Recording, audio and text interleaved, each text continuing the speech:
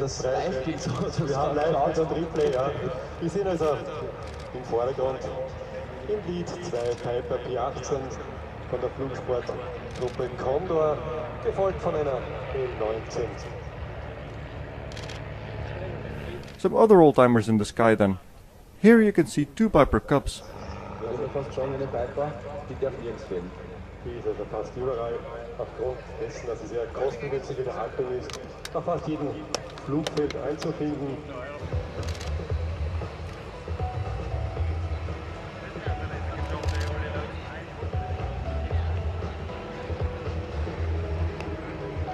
Weltweit gibt es von den 19 auf ca. 14 flugfähige Luftfahrzeuge und sie hat auch sehr gute Langsamkeit. And here a Cessna L19 bird dog. 40 km/h circa kann sie sich noch in der Luft halten.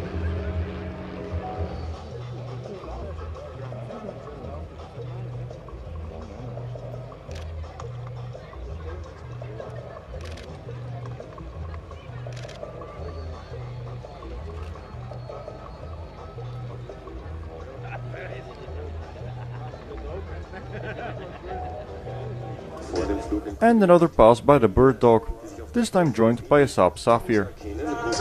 Dokumentieren mit einer gewissen Zeitvergabe.